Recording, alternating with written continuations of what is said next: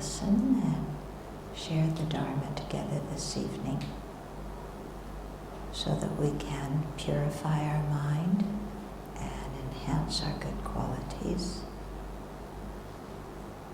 And let's do this so that we can progress on the path to full awakening, so that we can be of the greatest benefit to each and every living being. So generate the mind of bodhicitta, so that we can really share the Dharma together this evening in a way that will be beneficial to everybody concerned.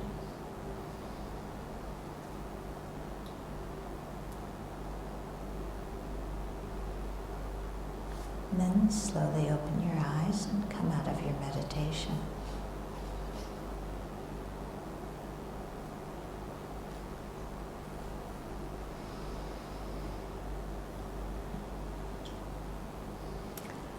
So we generate our motivation at the beginning of every Dharma talk, and we should generate our motivation at the beginning of every day also, when we first wake up in the morning.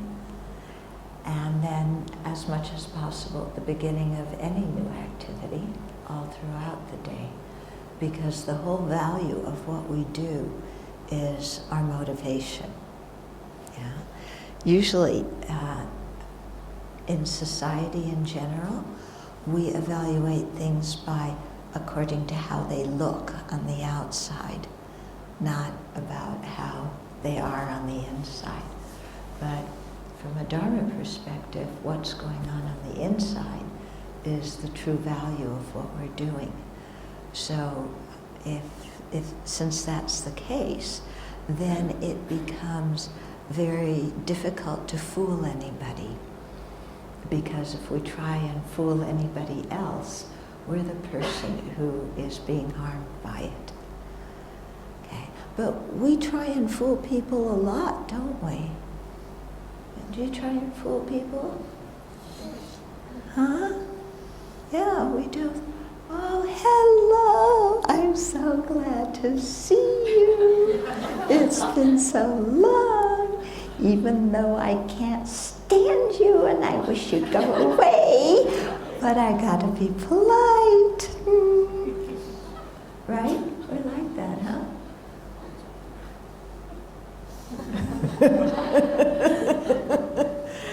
Or we come to the Dharma Center and it's like, oh, look, so many beautiful holy objects, so many things. I must be holy. Dear Buddha, please make me a Buddha so that then I can get rid of all my enemies. You know, actually, the way to get rid of our enemies is to become a Buddha, because if we get rid of our anger, then we have no enemies. But that's not the way we're thinking. Yeah.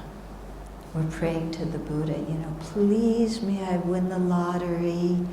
Please may my daughter marry somebody rich and my son marry somebody beautiful. And by the way, I hope all those sentient beings are okay.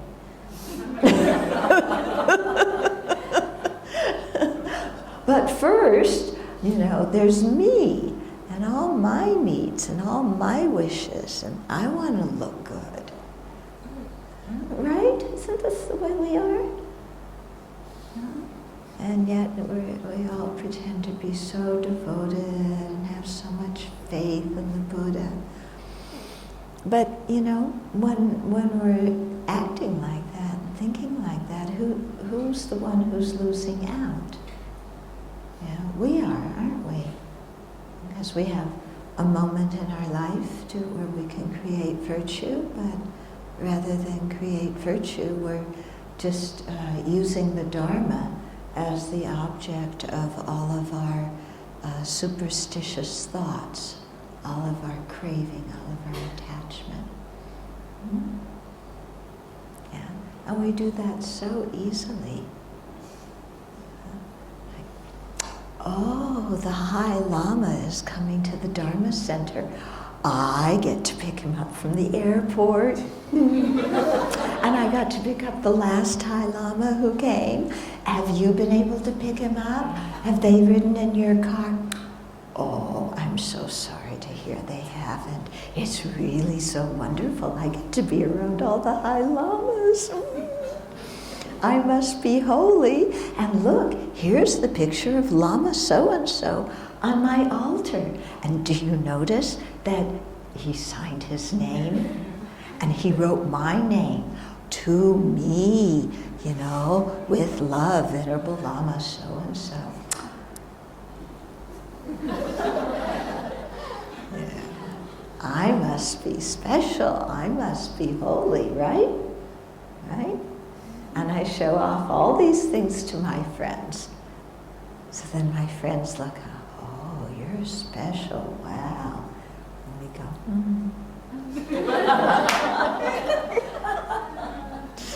yeah?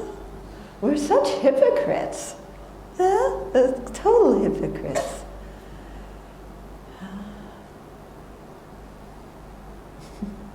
I used to get so jealous when I was a young nun. I would get very jealous of all the people who used to hang around my teacher. My primary teachers were Lama Zopa and Lama Yeshe.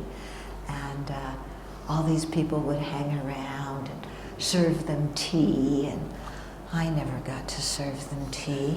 I never got to travel with them. I never got to walk behind them like a little puppy. You know, I felt so left out. I was so jealous. It was awful. You know, how come they get to do it and I don't? It's not fair.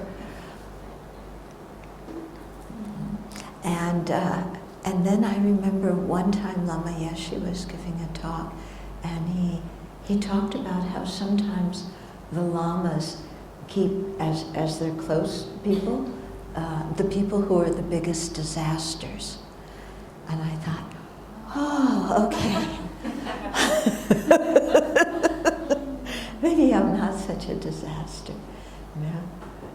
But yeah, I mean, all these emotions come up right in the Dharma Center. All these world, you know, around teachers, all these, you know, very afflicted and deluded types of thoughts, which we don't want other people to know, right? We keep them all hidden, and we're such good disciples. Especially when the teacher comes. We're so nice to everybody else in the center when there's a teacher there. Oh, please, yes, come, sit down here, so nice to see. And then as soon as the teacher goes up there, it's like, why are you here? You didn't pay your dues. You're coming to teachings and you didn't pay your dues. Yeah. So this is not the way to be.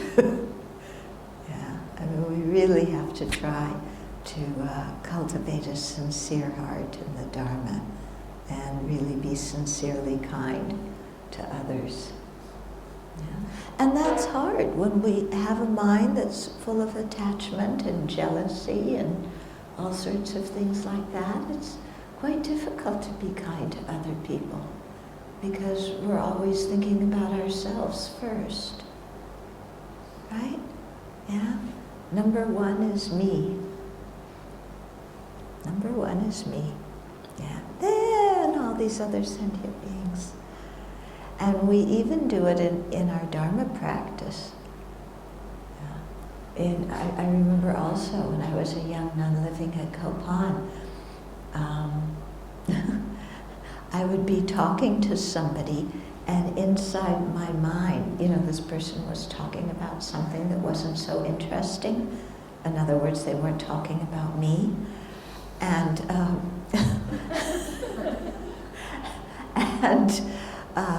I would be sitting there thinking, why are you talking? This, you know, I'm smiling on the outside. Inside, I'm saying, why are you talking all this nonsense to me? Just leave me alone. I want to go meditate on compassion. Yeah? Oh, so lost. So lost. Yeah? So it's difficult to pull ourselves out of this self-centered attitude, the mind that's always thinking me, I, my, and mine. Very difficult. Yeah. But it's the only thing to do. Yeah, it doesn't matter if it's difficult. What else are we going to do? Yeah, we have two choices. We either nurture the self-centered mind, or we nurture the mind that cherishes others. Yeah, there's two choices, that's it. So we've been nurturing our self-centered mind since beginningless time, and where's it gotten us? Right here in this room, right? We haven't grown beyond and accomplished the stages of the path. So, we can continue the way we are, or we can really try and counteract that self-centered mind. What do you think? Yeah? What's important to do? What do we really want to do with our lives? Okay, so it doesn't matter if it's difficult. If it's valuable, then we should do it. Mm-hmm. Yeah. And especially since, I think one of the hardest things we have in cultivating the mind that cherishes others and overcoming the self-centered mind, one of the hardest things is this feeling of I'm going to lose out. If I cherish others, then what's going to happen to me? Because our society encourages us, and they say, take care of yourself, because if you don't take care of yourself, who's going to take care of you? So you go, oh yeah, right, I got to take care of myself. So we don't understand what taking care of ourselves means. Yeah, we think taking care of ourselves means giving ourselves everything we want. Yeah, buying everything we like, having a good reputation, having other people's approval, having a nice, comfortable life. We think that's taking care of ourselves. So that's the confusion, because we think that the self-centered mind is what takes care of us. But the self-centered mind doesn't take care of us. It's the one who makes us create so much negativity and keeps us bound in cyclic existence through doing so many actions that are detrimental to others. So the self-centered mind doesn't help us at all. Yeah. It's very deceptive. It pretends to help us, but it doesn't. So when we think, oh, I've got to help myself, we think that means following the self-centered mind. But the self-centered mind is what harms us. Yeah. If we really want to take care of ourselves, then we would cultivate the mind that takes care of others, because the mind that takes care of others, incidentally benefits ourselves. Doesn't it? And this pertains in every aspect of society.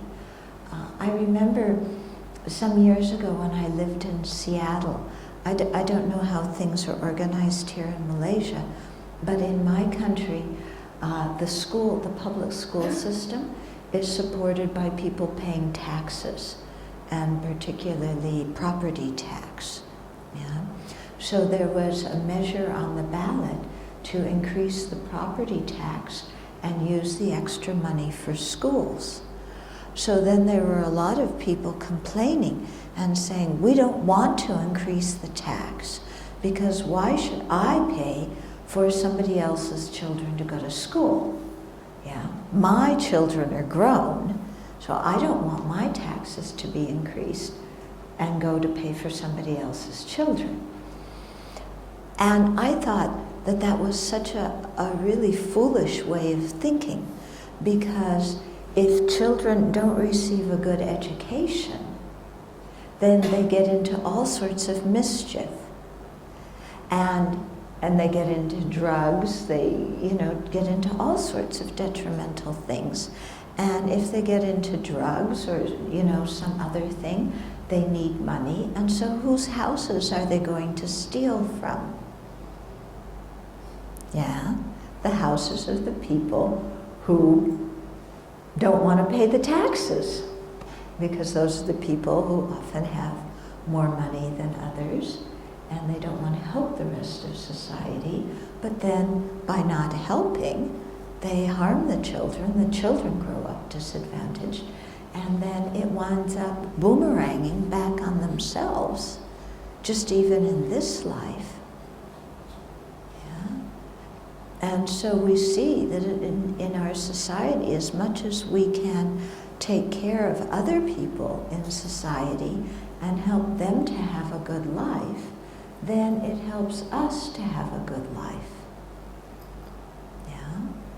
Because if there's other groups of people in society who are unhappy or who are deprived, then we have to live with people who are deprived and unhappy, and people who are desperate.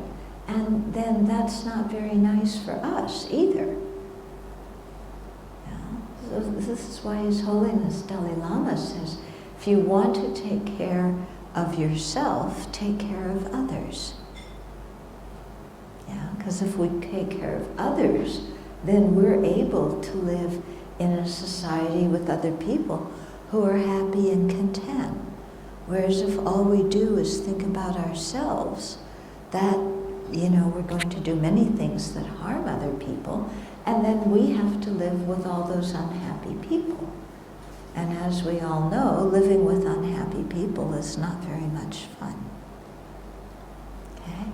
So if we want to take care of ourselves, the best way to do that is to have a kind heart and take care of others. And that doesn't mean just our family. It means also strangers, and it also means the people that we don't like, or the people who have hurt us. Okay, so that's going to take us into our topic for tonight. Okay, so our topic for tonight is healing from broken trust. Yeah? So I was just talking about the mind that cherishes ourselves more than others, and how harmful that is. And that is actually what plays into the whole situation of when trust is broken. Okay. So have you all been involved in a situation where somebody has betrayed your trust? Yeah? Who's been involved in a situation which somebody has betrayed your trust? Oh, there's 5 of us. Really? The rest of you must be very fortunate. Nobody's betrayed your trust. I congratulate you. Shall we try that again? The other way around. You ask the other way around. No, first I ask this way. Yeah? So how many of you have had people betray your trust? Yeah, you've trusted them, and then they've turned around and harmed you in one way or another. Yeah? Okay, we're up to 10. Well, okay, the rest of you, I guess, will be pretty bored. Okay, let's try the question. Let's reverse the situation. How many of you have betrayed other people's trust? Oh, a few of you are honest. That's good. And a few of you, you've never betrayed anybody's trust, right? You've always been a very reliable friend. Yeah, true friend to others. Should we try that again? How many people have betrayed other people's trust? Yeah, okay, some of you better look at the lying precept. We have a precept about lying. Yeah? Because if, usually, you people are special, but usually when I ask this question in groups, everybody says, yes, other people have betrayed my trust. I've been hurt, I've trusted people and they've betrayed it and I felt hurt. And so most people, in the crowd say, yes, that's happened to me. And then when I ask the question, how many of you have betrayed other people's trust? It's like, oh, I'm sweet, innocent little me. I wouldn't do anything like that. Yeah. So, there you are in a room. Everybody's had their trust betrayed, but nobody's been the person that's betrayed it. How strange. Okay, so the betrayal of trust is something very painful, isn't it? Yeah? Very, very painful. And the situation of trust, a betrayal of trust occurs when we've been very close to somebody, we've had a very close relationship, and we've invested a lot of time and energy in developing that relationship. And then the other person doesn't reciprocate. Okay? So this is often in cases of marriage, this is what happens, and it leads to people having quite a poor marriage. It happens in cases between parents and children. The parents take very good care of the children, and then the children don't reciprocate. It happens in friendships. We're very good friends with somebody. We might trust them a lot, tell them things that are quite personal and confidential, and then they go around and tell everybody else. Yeah? Or it happens at work, again, where we've trusted somebody, and then we find that that person is talking behind our back to other people, and we feel very hurt. Yeah? So this is a situation that happens to most people. We've, been in a situation where people have betrayed our trust. But we're not always aware of when we betray other people's trust, because we like to think of ourselves as totally innocent, sweet, benevolent, kind people, right? Yeah? And they've been mean to me, but I haven't done anything to them. Yeah? How many of you have had problems with friends or problems in relationships?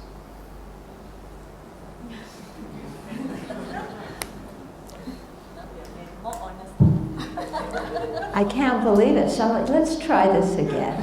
How many of you have had problems in your relationships? Okay, so there's some people whose hands are not going up. So that means you have perfect relationships with no problems in them. How many people have perfect relationships and don't have any problems with other people? Well, there's some people who haven't raised their hand in either case. So I don't know what to think about them. Okay.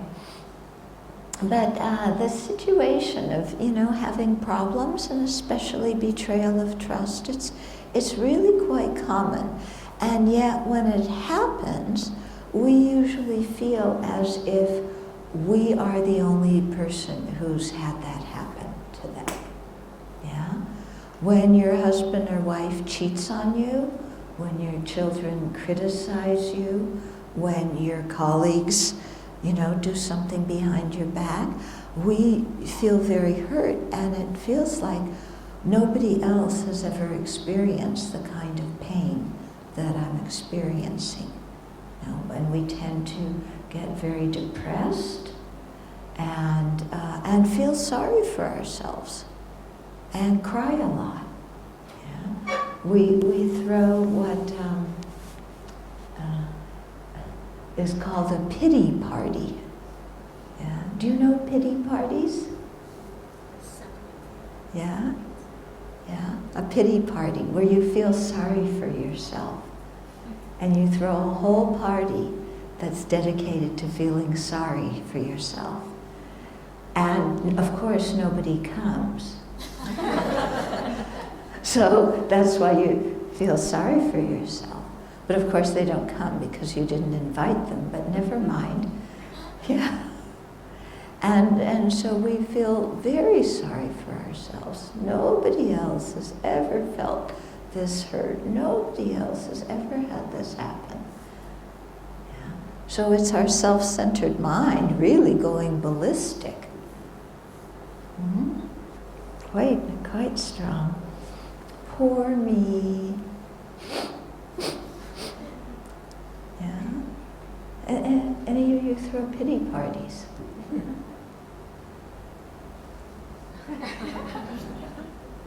Oh, 5, 6. Oh, you just combed your hair. You didn't count. 5 people. Well, I don't know what I'm doing giving a Dharma talk if I'm the only one throwing the pity party. You know? Some of you who don't throw pity parties maybe should give the Dharma talk. But I throw pity parties. No? Poor me. I was so wonderful to other people, and look how they treated me. This has happened my whole life. I'm so kind. I'm such a good friend. I really care about other people, and they don't care back about me.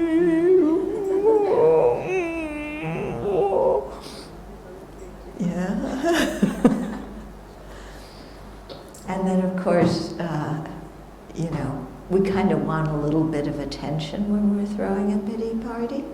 So our friend comes along and says, "Oh, it seems like you're sad." "I'm not sad. Everything's okay." You know, we're really too much sometimes. So my experience in betrayal of trust, you know what's going on, and how to heal from it, is to look at my role in what happened. Because usually when things go wrong in relationships, we blame the other person. Yeah, I didn't do anything. I'm sweet, innocent, nearly perfect me.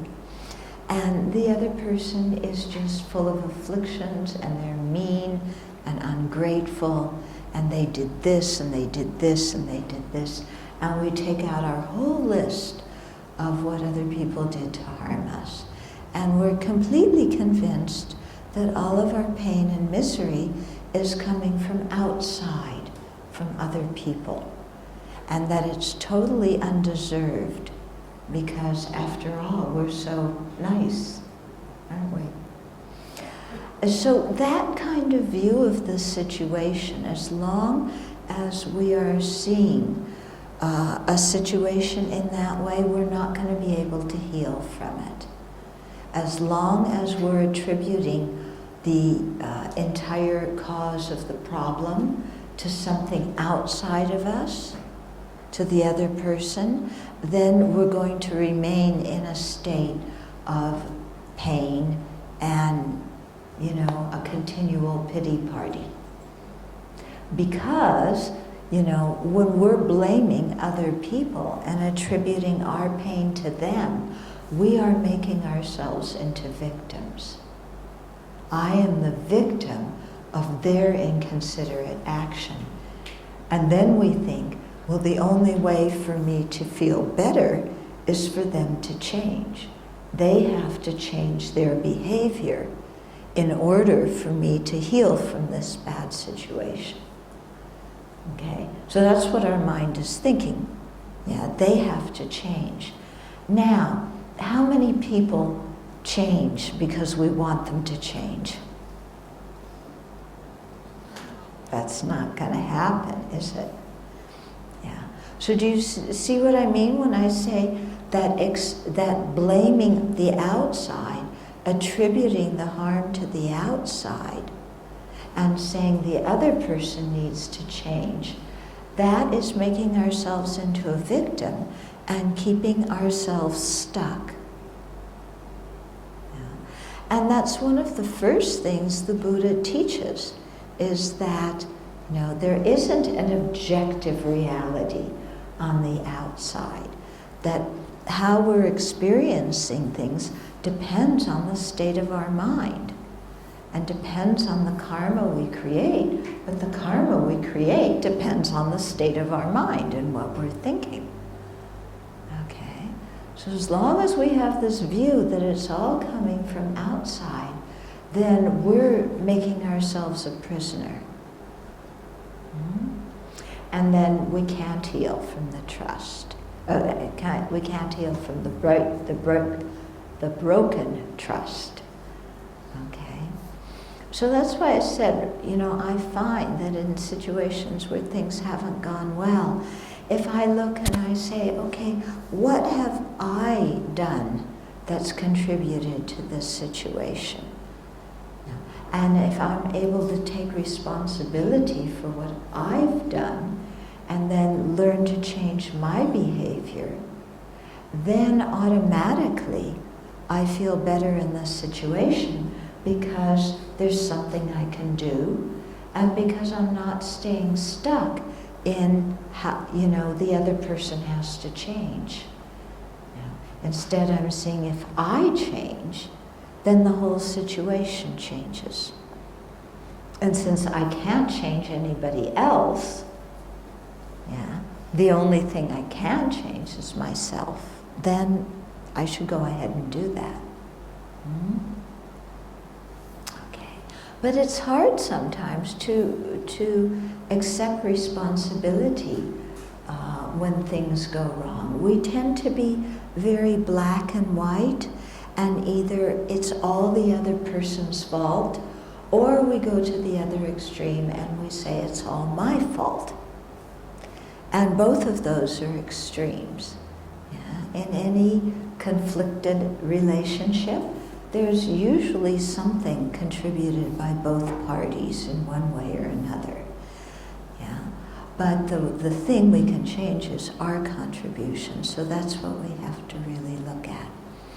And in the case of broken trust, I've discovered that one of the contributions I make to making the relationship deteriorate is I expect too much from the other person.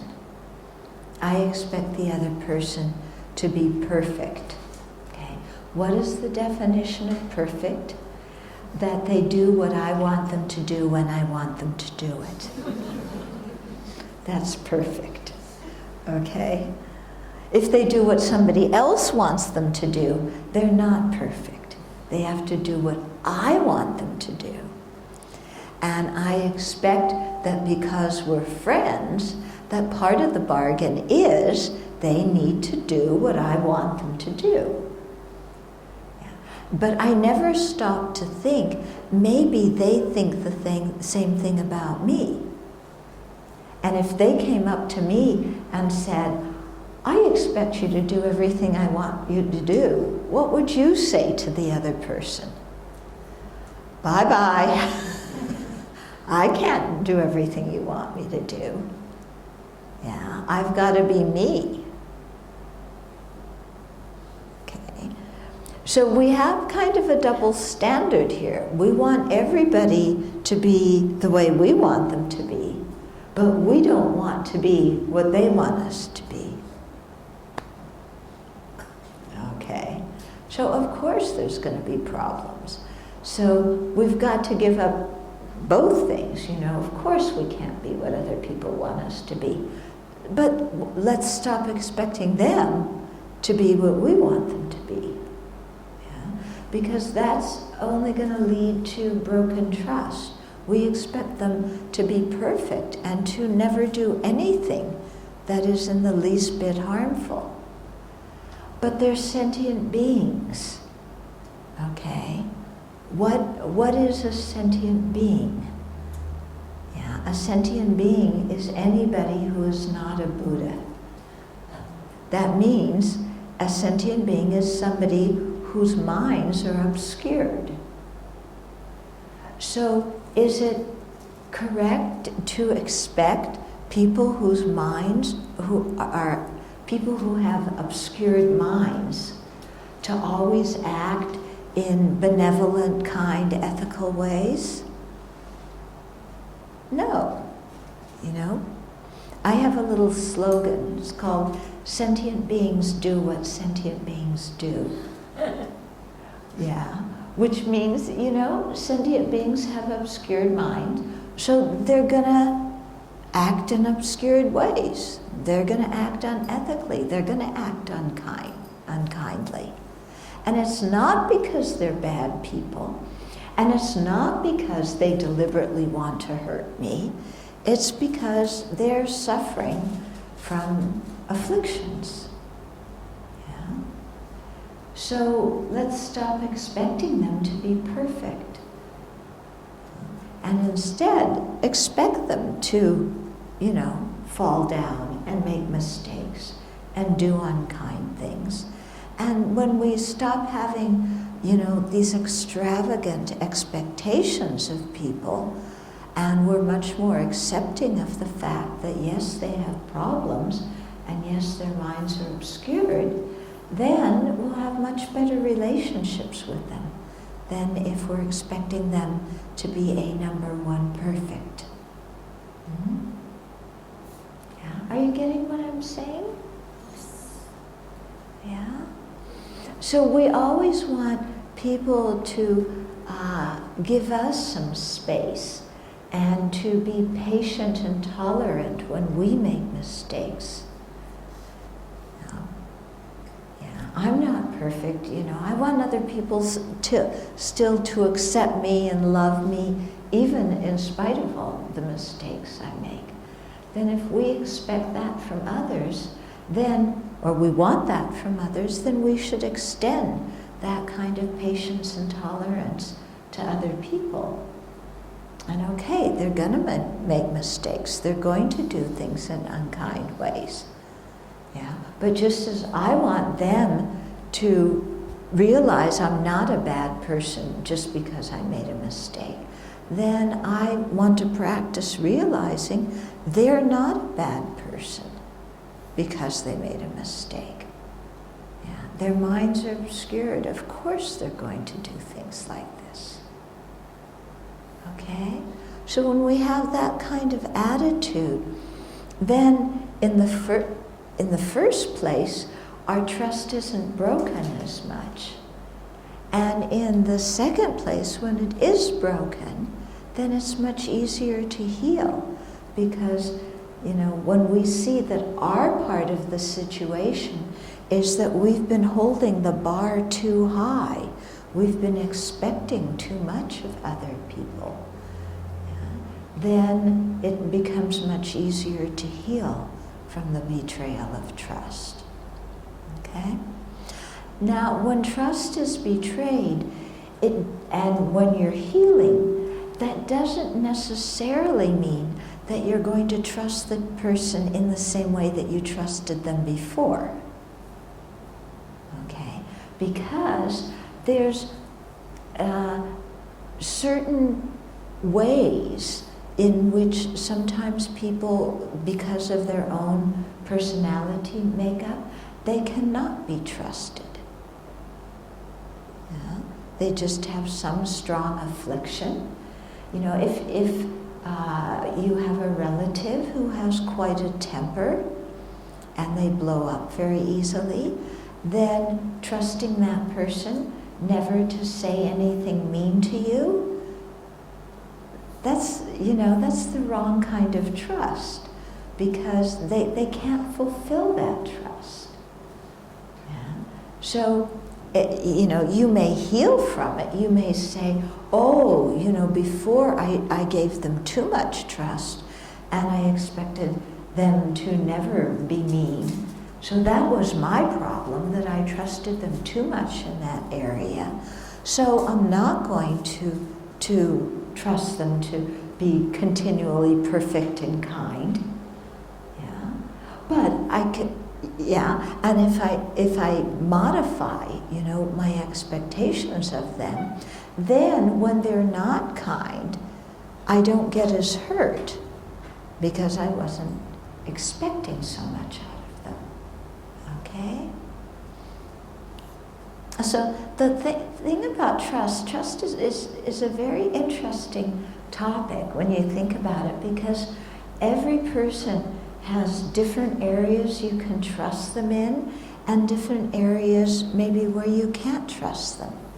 And we don't know when we meet somebody what are the areas where we can trust them and what are the areas where we can't. For example, there may be somebody who is very supportive on an emotional level, what we may be upset, and there's somebody who can really be supportive and really, reach out and help us when, we're having an emotional problem or something. So we can trust that person to be supportive of us. But maybe that person also has a problem with stealing, and we're not able to trust that person with our possessions. Yeah? And then there may be somebody else who is very ethical, who would never steal, but they have a bigger problem with seeing beyond their own nose and extending themselves and supporting other people when other people need that support. Okay? Are you seeing what I'm meaning? Yeah? So the thing is, when we're meeting people and getting to know them, to see what are the areas in which we can trust them and what are the areas that we can't.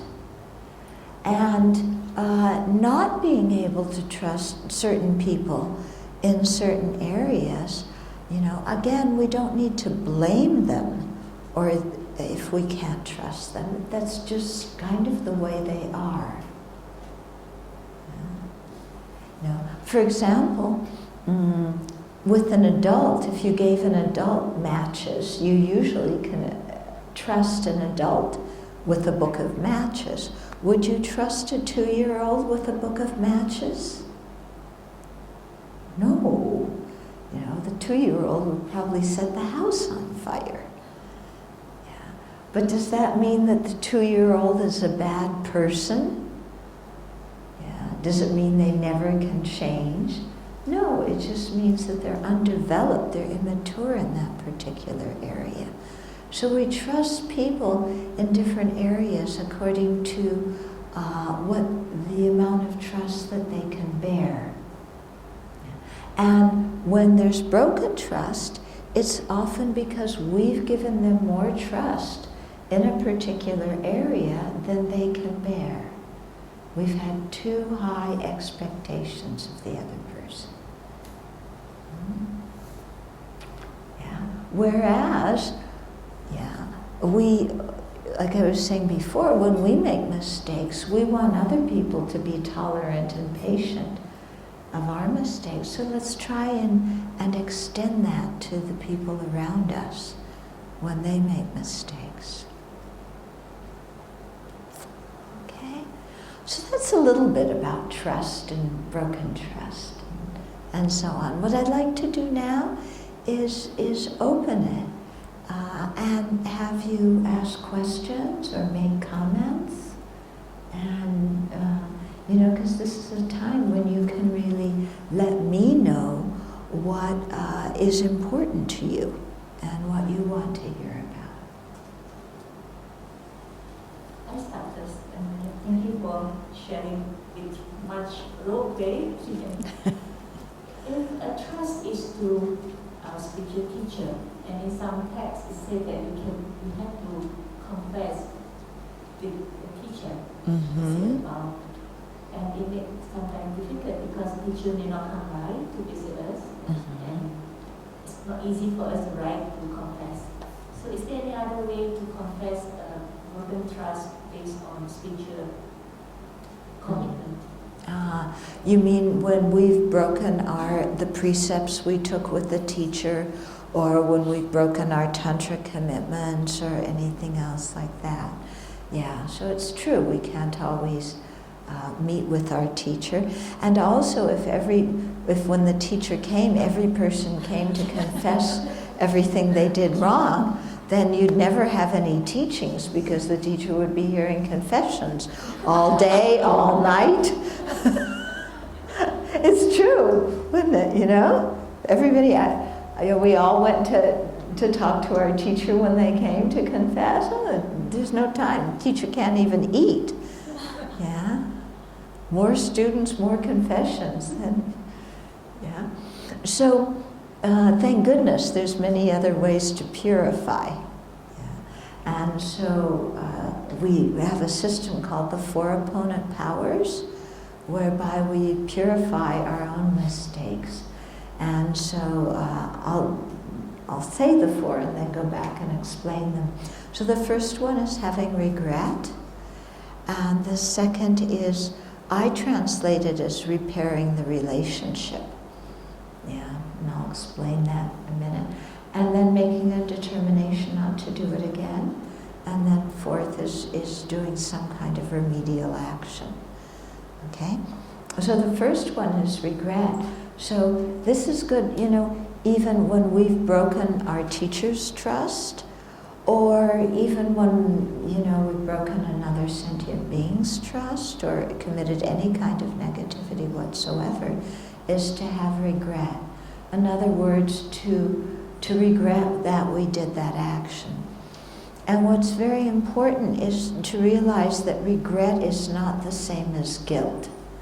So I'm not talking about feeling guilty. Okay, repeat. Anybody here have a problem with guilt?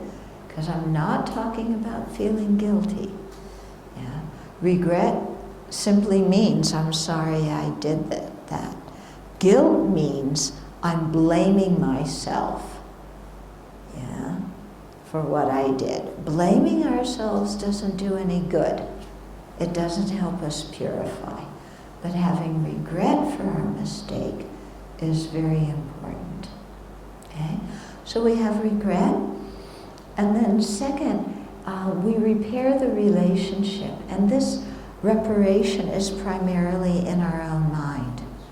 Okay? So in the case with our teacher, you know, we would visualize the Buddha and think that the mind of our teacher and the Buddha's mind have the same nature. We would regret our mistakes. And then as a way of repairing the relationship, we would take refuge in them. Okay? The way of repairing the relationship with sentient beings is to generate bodhicitta. Because when we create negativity, what's happened is we've had negative thoughts towards whoever it is we've created the negative action with. Okay? So in terms of the triple gem, you know, we haven't had a positive thought. You know, our thoughts went all over the place. Or in the case of sentient beings, maybe we got angry or whatever.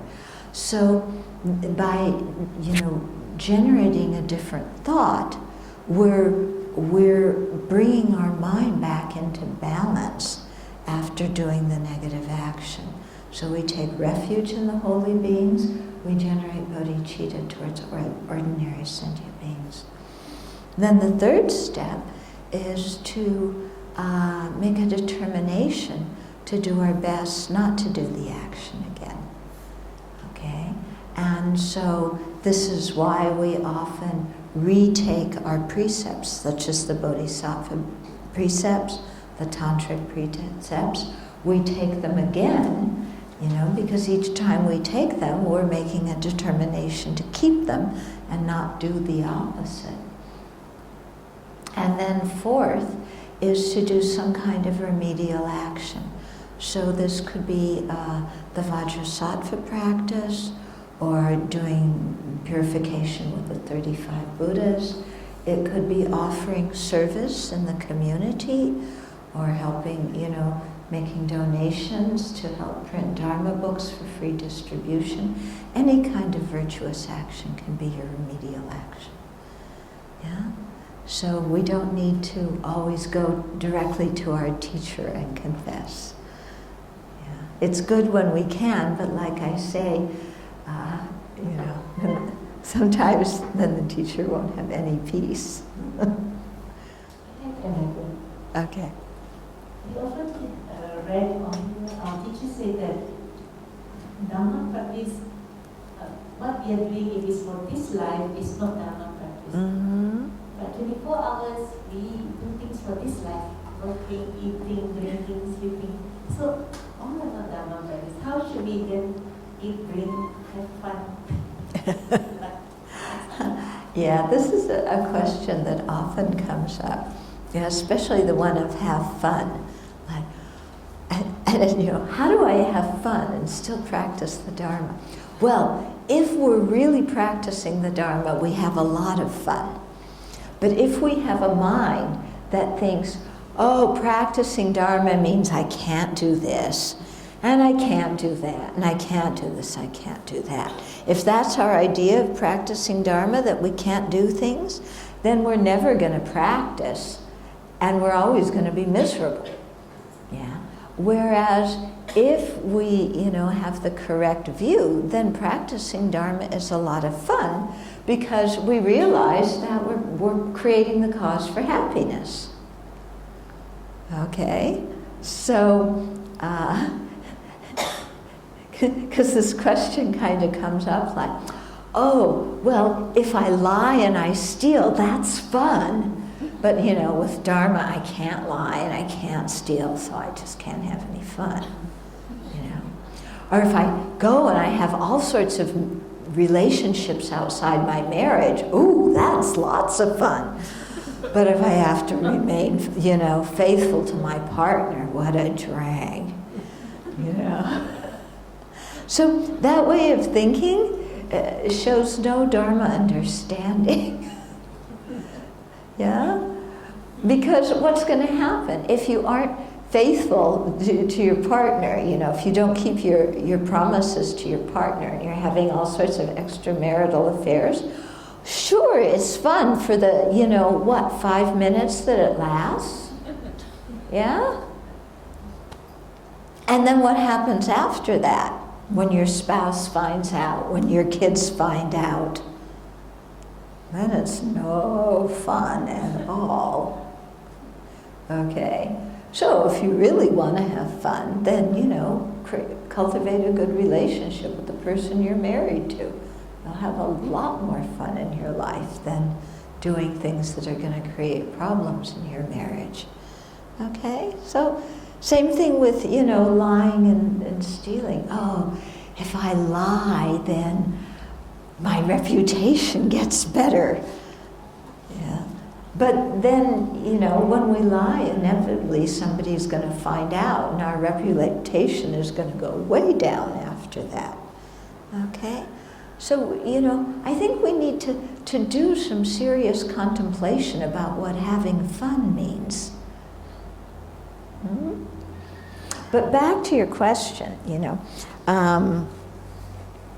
because they say, okay, the demarcation line of what is Dharma practice and what isn't is whether you have the evil thought of the 8 worldly concerns, attachment to the happiness of this life. Okay, so yeah, that's the demarcation line.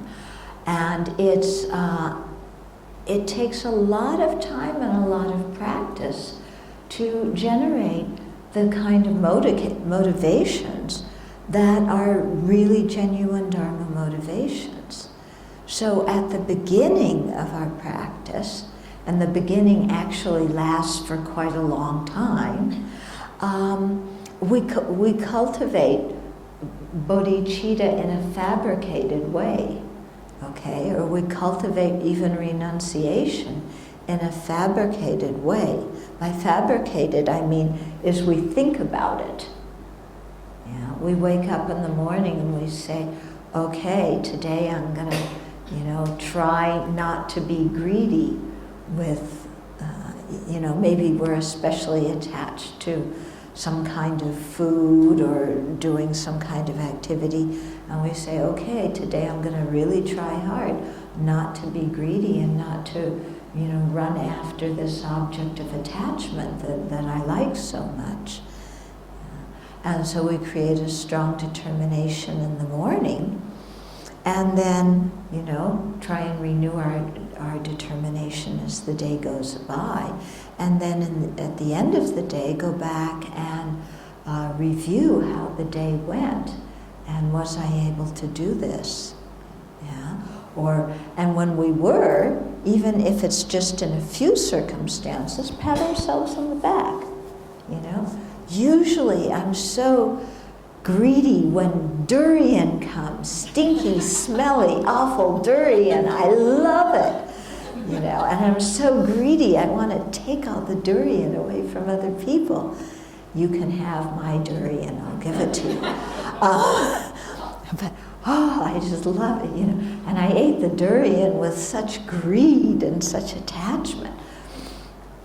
And, so then you try and think in the morning, okay, I'm going to try not to do that. Yeah.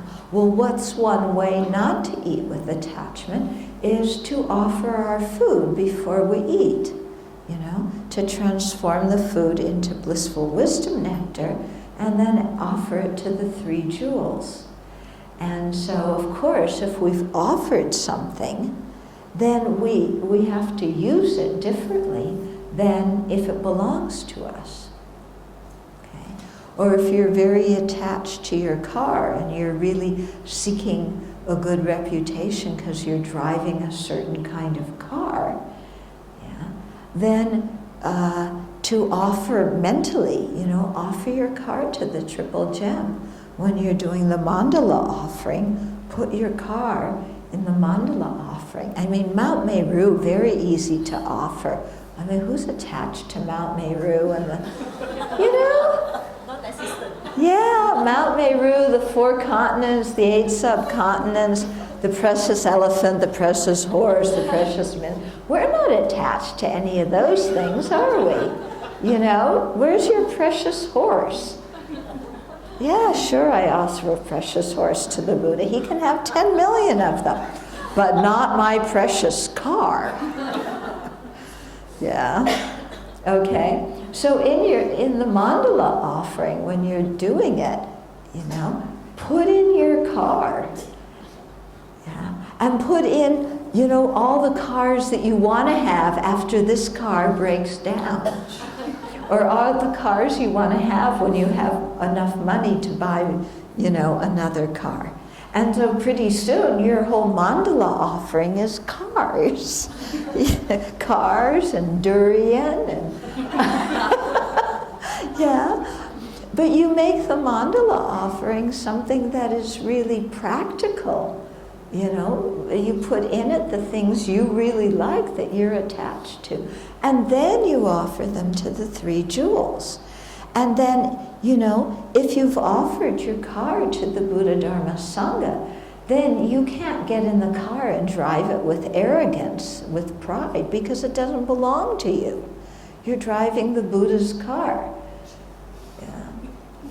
So you don't go around to your friends saying, I'm driving the Buddha's car. Look how special I am. But rather, you think I offered this car to the Buddha, so number 1, I have to drive safely. Yeah, I don't want to hurt anybody, because that certainly wouldn't fulfill the Buddha's wishes. Yeah, I need to take care of the car and change the oil and, do the maintenance regularly. I need to drive at a reasonable, obey all the laws and the speed limit and things like that. Yeah, and then I use the car to benefit sentient beings. Yeah, because that's what the Buddha would want. And then you drive your car, you have to go to work or you have to do things. And you drive your car, but you're thinking in this different way. But also, it's if you're driving the Buddha's car, you're also going to have to think, well, where am I going? Yeah. Am I taking the Buddha's car to the bar? You know, that's not going to go over big, is it? If I offered my car to the Buddha, I can't say that I'm going to go out drinking and drive my car to, you know, go out drinking. That's not going to be right. Okay. So then it actually helps you cut back on your alcohol consumptions. Okay.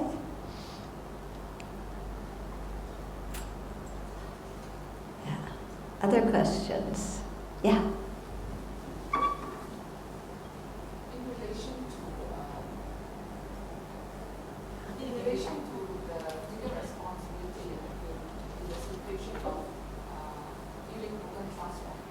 Could you give her the mic? I can't hear real. Or could you just come up? It's easier for me to, if you come up. I said, in relation to taking responsibility in the situation of healing broken trust, right? You mentioned that we take responsibility for our role in it. Right. What would be a practical and wise way to look through the healing of broken trust between a parent and a child? In the situation of, let's say, a young child with a parent. A situation of a young child. With a parent and the trust being broken. Okay. You mean like maybe the parent gets very angry and blames the child for something? Or maybe the parent has abused the child. Ah, okay, okay. Because you can say that it's due to karma, but actually sometimes it doesn't sink in. Okay. Yeah. So if the parents abuse the child is still young and doesn't trust the parent. Yeah. And so how can the parent heal that broken trust? How can the child heal? How can the child heal from that broken trust with the parent? Yeah. Okay. I think as the child gets older, yeah, if the child can first of all see, okay, mommy or daddy did whatever they did that was harmful. It wasn't my fault. I think when a child's been abused, very often the child blames themselves and thinks it's their own fault. So I think in that case it's very important in child abuse to know that for the child to know it wasn't their fault that the parent abused them. Yeah, that the parent, as when you get older and you understand human beings better, to see, okay, my parent is not perfect. My parent has an afflicted mind. They were acting out of selfishness or out of anger or out of clinging attachment. Yeah, and my parents not perfect. They had this afflicted state of mind. They did something that was harmful to me when I was a child. However, I am no longer a child, so I don't need to carry this around with me, and I can look at my parent with compassion, knowing that my parent did this because they themselves were suffering. Okay? Because if a child abuses a parent, it's because the parent was suffering. Whenever one person abuses another, it's because that person is suffering. Isn't it? Yeah, because when a person's happy, they don't go around abusing others. Yeah, I mean, when they're happy, they don't say, oh, I have such a good life, my life is so wonderful, I think I'm going to go abuse somebody. Yeah. No, people abuse other people because they're tormented inside, because they have suffering inside.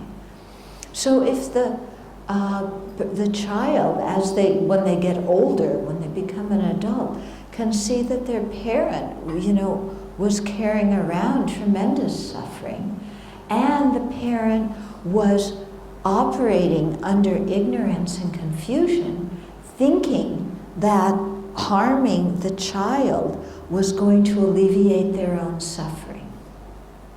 And of course it isn't. But that's, what confusion and ignorance does, is it makes us think that some kind of negative action is going to alleviate our own suffering. So if we can look at people who do harmful actions and say that person's suffering, number one, and number two, they're confused about what the cause of happiness and the cause of suffering is, then there's the possibility to have some compassion for the parent or for whoever it was who harmed us. Having compassion for them doesn't mean that we say what they did was okay. Abusing a child is not okay. But you can have compassion for somebody, you can forgive somebody, and still say what they did was wrong. Because you separate the person from the action. The action is wrong, but we can't say the person is evil, because the person has the Buddha nature. Yeah, they have the Buddha nature, they have the possibility to change. Yeah, so we separate out, the action may be negative and it may be harmful, but the person we can have compassion for and hope that in the future they can purify and that they can learn the Dharma and practice it and advance along the path and attain realizations. Does that make some sense? Yeah? So I think that's a very good way to heal from abuse that you experience when you're a child.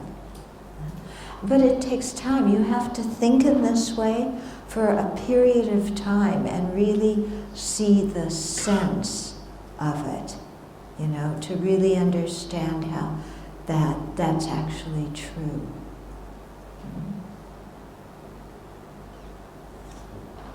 Yeah. What you just said is dealing with and healing a specific situation, a temporal case. But what you actually said does not intrigue me a little bit, that when you said that sentient beings will always be sentient beings, and this question of mistrust, so long as they remain as sentient beings, which I agree with you, they will always do things that sentient beings does. In other words, there will be mistrust at all times. So in other words, what I'm trying to say now is that the question of mistrust will always be there so long as you say, you have fears and hopes and expectations.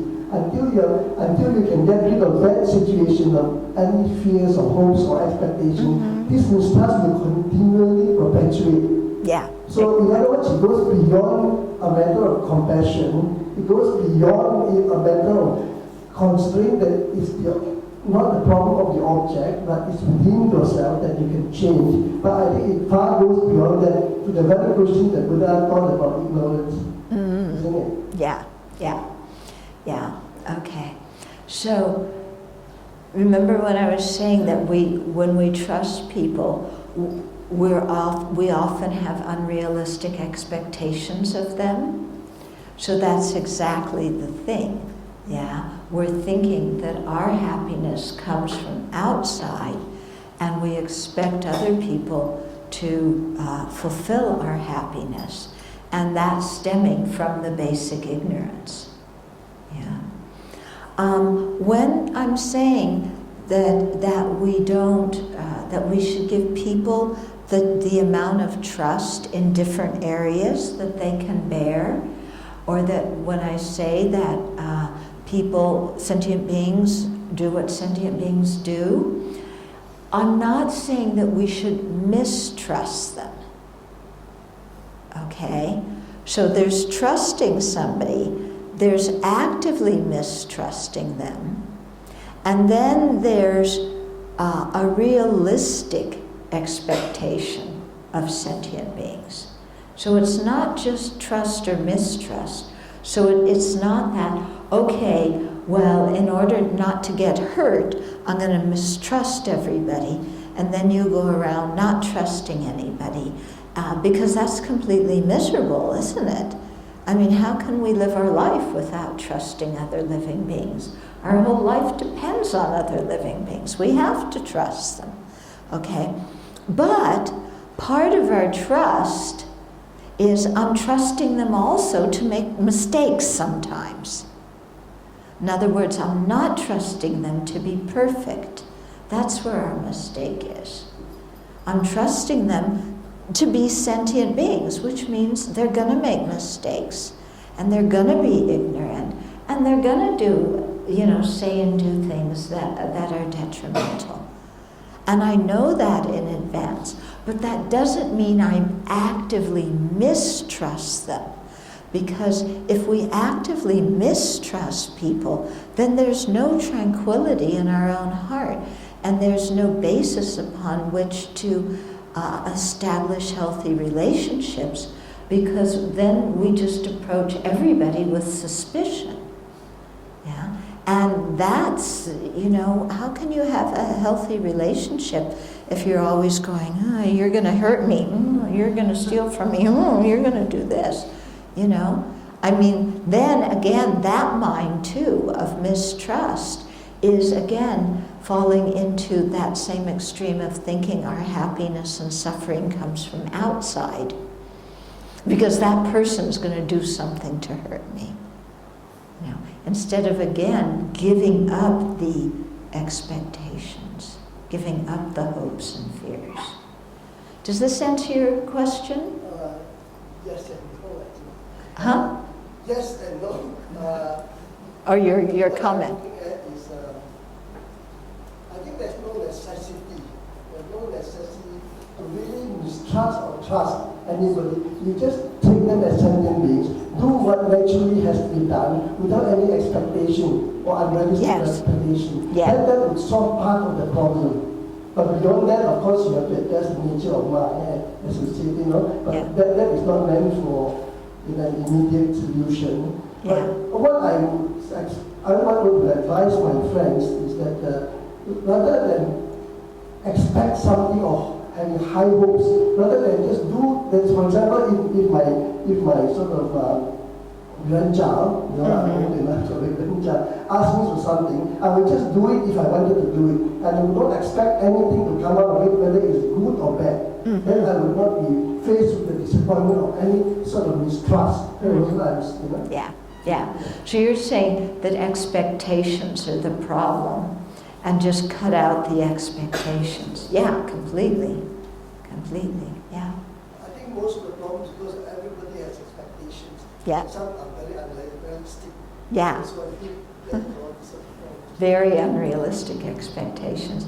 And the thing is, with our unrealistic expectations, we never ask the other person if it's fair. I'm expecting you to do this job and to do it exactly the way I want it to be done, with and on time and without making any mistakes. Would you ever say that to a colleague? Yeah, I mean, that's totally ridiculous. And yet in our heart, we may have that expectation. Yeah. So if we get rid of that expectation and, and expect instead somebody to do what they're capable of doing and be content and happy and rejoice in that, then it'll be okay. I know of a situation where of somebody giving a gold watch to Rinpoche, and the next moment Rinpoche gave it away, and he was upset for days and weeks. So this. Oh yes. Well, that, okay, you give a gold watch to Rinpoche, and then he turns and gives it away, and then you're so upset. Then you have to look, what was your motivation? Actually, if you do that, I was trying to bribe the Rinpoche. It's really bribing. You know, I want him to think well of me. I want to be a special disciple. I want to be a favorite.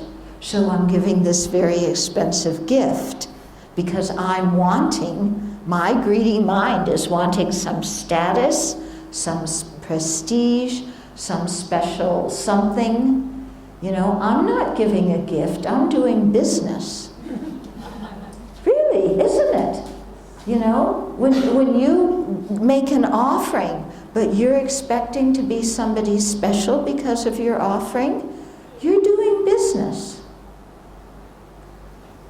You're not making an offering. So that's the whole thing about making an offering. It has to be completely from our heart. You know, I'm giving because I want you to have this. And I don't need any recognition, any thank yous, any special perks, because that's not why I'm doing it. You know, I'm doing it because I genuinely want to make an offering. Mm-hmm.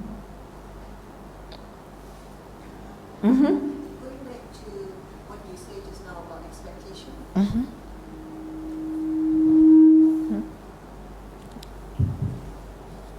In the context of a couple, Mm-hmm. where they make a vow or commitment to stay married. Mm-hmm. So if you say you stay together for years and have no expectation, 25 years down the road, and then he took another woman, a young woman, and then leave you. Mm-hmm. So you are supposed to have no expectation.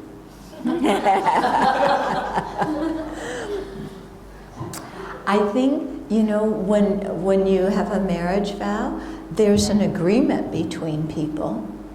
But you also, in the back of your mind, have to know that, you know, there's agreement and you're trusting the person to honor the agreement, but to know that that person has a mind with afflictions.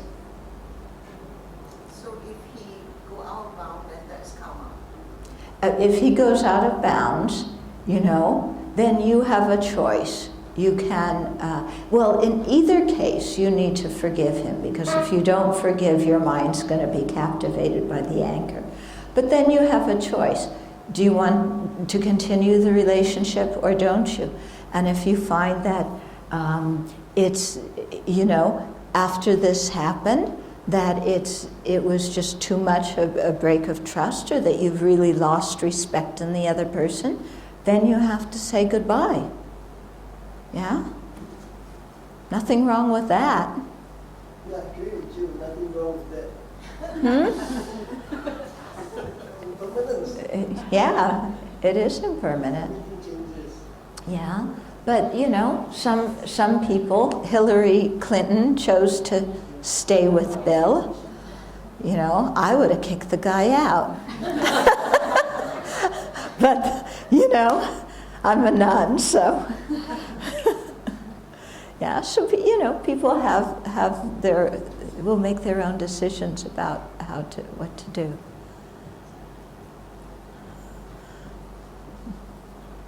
So the choice of whether they stay together or depart their own ways, would that be like part of karma as well? Would it be what? Part of the karma. You mean the experience of the karma? That Experiencing.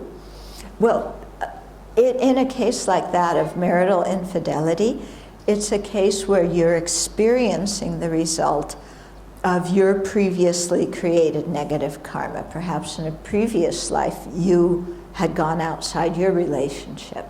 So now it's coming back in this life as your partner going outside of the relationship.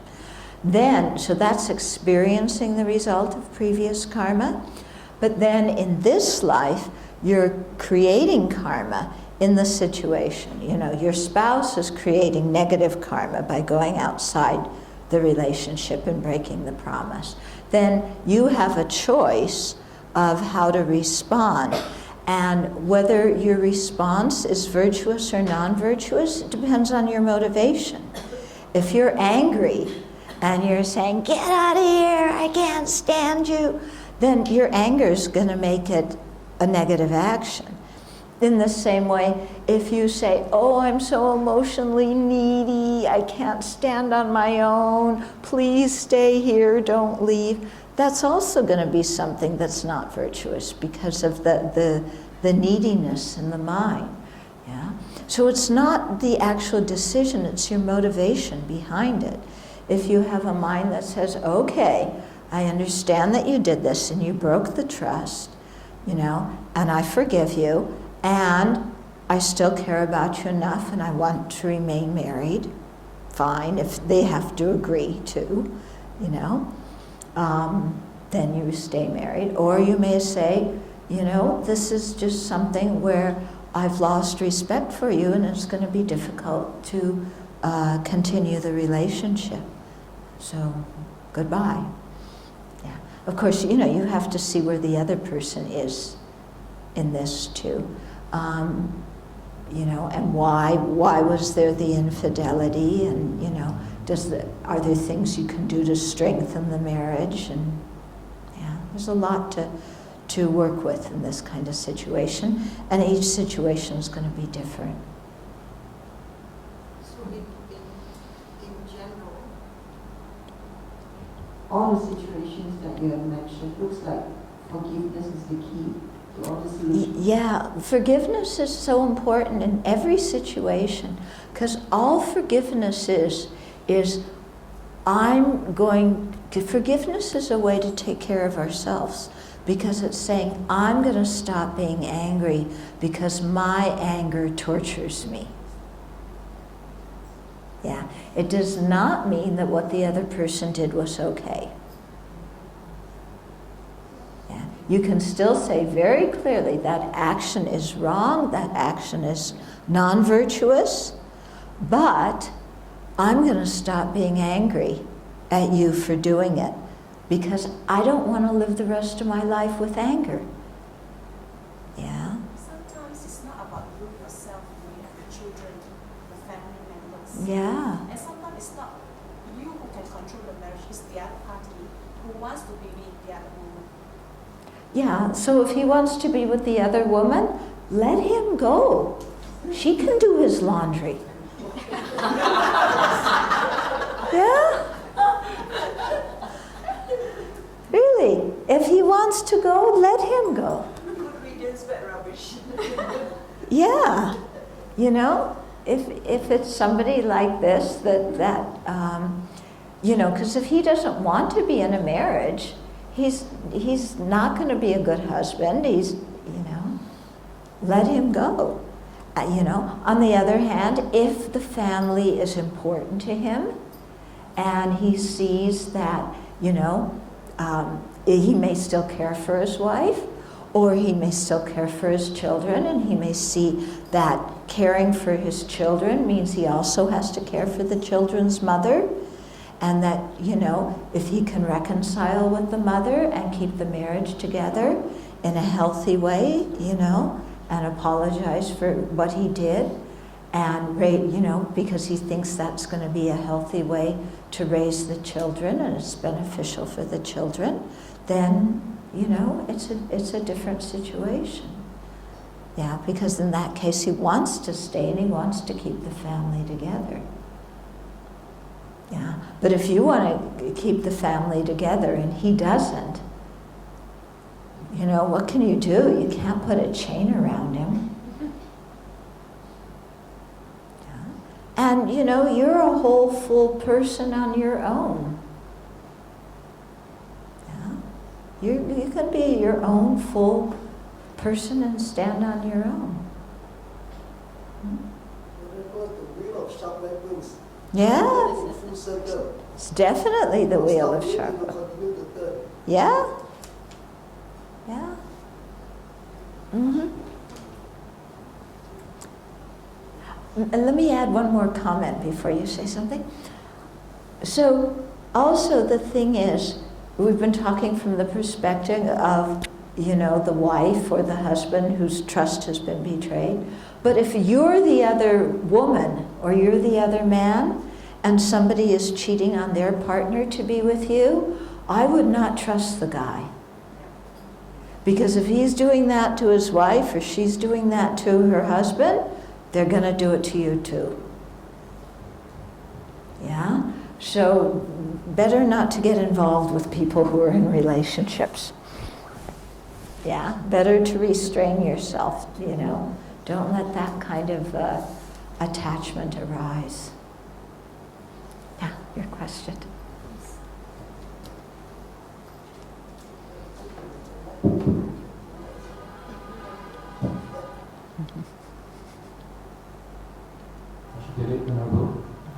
I hope you can help me to see a link or a context.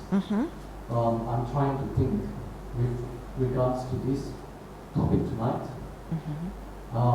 with regards to the range of a cultivator's association. Okay? This would mean, for instance, in scriptures, the Lord Himself has said that unless we can find people who are perhaps equal to or even far above our capacities, it is something like better to be alone if you can't find such people. Okay, I do not know how to really phrase this properly, but this is how I remember about that particular scriptural phrase. It comes from the Dharma. And also, then if you go into the Lotus Sutra, there's another chapter there that talks about certain groups of people that, as a bodhisattva, one should be, inverted commas, careful with. Okay? And then finally link to the third part, that is, that you're not being aloof. Okay? That you're not being, how do you say, that you think that you are, that one thinks that one is very special. Okay, so how and what context can I actually link all these three together? Okay, so let me see if I understand. So one is you're saying that if you can't find virtuous people to be with, then it's better to be alone. But then you're saying also as a bodhisattva, you don't want to be alone. Okay, so there's different ways of being according to our level of practice. Okay, when we have a lot of afflictions and our minds are very uncontrolled, then it's extremely important for us to have virtuous friends, because we're so easily influenced by our friends. Okay? And it's not that, oh, those people are bad, yuck, so I'm not going to be friends with them. It's my mind is weak, you know, my afflictions are easily provoked, and so I need to really make sure I have virtuous friends so that I can practice. Okay, so that's how it is when your mind has a lot of afflictions. When you're a bodhisattva, and I'm not just talking about somebody who admires the bodhisattva path, but somebody who has actually generated bodhicitta, that person who's generated bodhicitta, their mind is very strong, and they already have some control over their afflictions. So for those people, because they have control over their afflictions, then they can be of great benefit to all different sorts of people.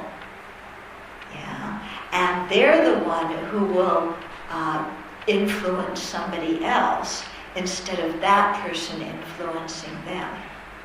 Okay? So the instructions are different according to where you are on the path and what you need.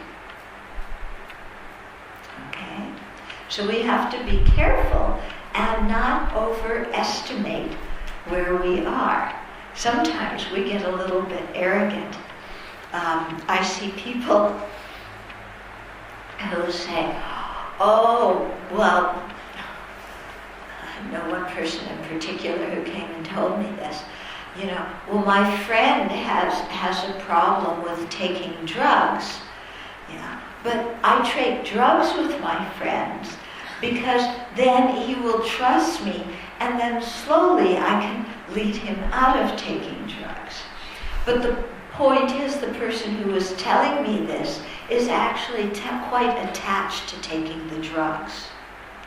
So everything he was telling me was a bunch of hokey pokey, a big rationalization for him taking the drugs. I'm doing that out of compassion to help my friend. Baloney! You're doing it because your mind has attachment and craving, and you're not confronting your own afflictions. So we have to be quite careful about this thing of saying, well, I'm doing it for the other's benefit. Because often we can rationalize our own non-virtue that way.